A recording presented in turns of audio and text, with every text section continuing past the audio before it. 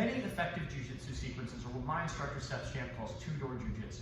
You set up the one technique with the other, and if the second technique doesn't work, you go back to the first. A really good example of this is the transition from two collar chokes, the palm up, palm down collar choke, which is one of the first techniques we show in the blue belt curriculum, and the palm up collar choke, where both of your palms are facing toward yourself. It was actually Elio Gracie's favorite choke.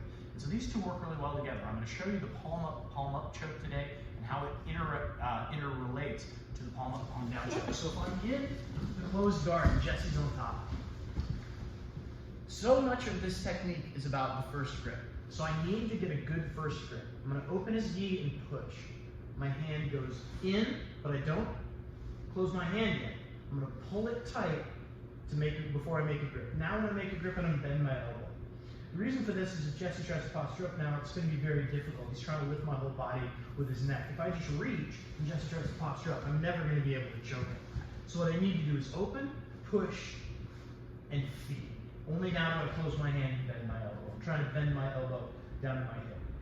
Now if you've seen our fundamentals curriculum, you've seen the palm up, palm down choke. When I say palm up, this palm is facing the camera, right? So this palm, I'm going to switch my hips, palm down away from the camera, connect,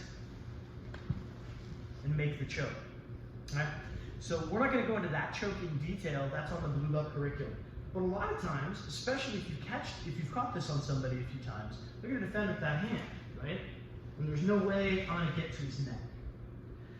In jiu-jitsu, if you think you should move your hands, move your hips. So instead of just continuing this hand fight to try to get to his neck, instead of switching my hips this way to attack this side, I'm going to switch my hips back to the other side. And my palm, instead of going over top, palm down, goes under, palm up.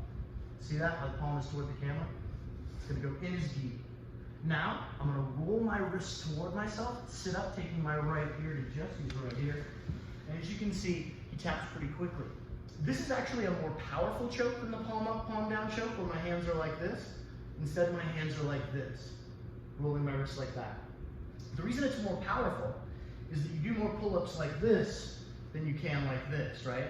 So the trade-off is, although this is a more powerful choke, it's a little bit more difficult to catch sometimes because of all the friction with the clothes involved. But it's a really terrific sequence to go back and forth. So let's show that a couple more times with the details. Again, if you don't get the first grip right, none of it's going to work. So I'm going to open, push, feed. I'm going to break his posture. Open my guard, my legs are gently squeezing against his ribs, and I'm just getting used to switching my hips back and forth. I go for this one, and he blocks it. So instead of going over, palm down, I switch my hips back and go under, palm up. This hand does not need to be as deep as this hand. I'm looking for the crook of my wrist, this part right here, to come right to his carotid artery. So I come under and grab. Now, a really important detail, I'm going to roll my wrists forward, sit up. All collar chokes of this nature, we try to take our elbows, the points of our elbows to our hips. So without Jesse in there, that's what it would look like. I'm going to show that one more time. And again, this is all about the carotid arteries. So that's the hole where his neck is. When I roll my wrists forward, see that makes the hole much smaller? So that's why we want to just roll our wrists forward. Open, push, feed. I switch my hips and go for it. He won't let me. Switch back, palm under, grab. Doesn't have to be as deep. Roll the wrists forward. And even if I don't do the little sit-up, ab approach, pull the elbows to the hips, Jesse might tap anyway if I just hold it, right? That's how you know you've got the technique right, if you just set the choke in place and let it happen. If you have a size 15 neck and put on a size 14 collar, you will go to sleep eventually if you don't take the collar out. So I'm going to show that one more time with all the details. I'm going to make it a little bit looser so that I can explain the details a bit more. Again, first grip most important. Open, push, feed. Switch my hips, he blocks. Switch again, up and under. Roll my wrists forward. I'm going to sit up, taking my ear to his ear and pulling my elbows to my hips.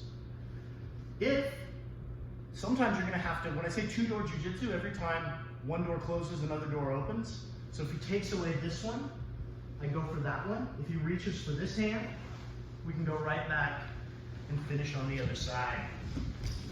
Once you have that first grip, there's a lot of really effective options at your disposal.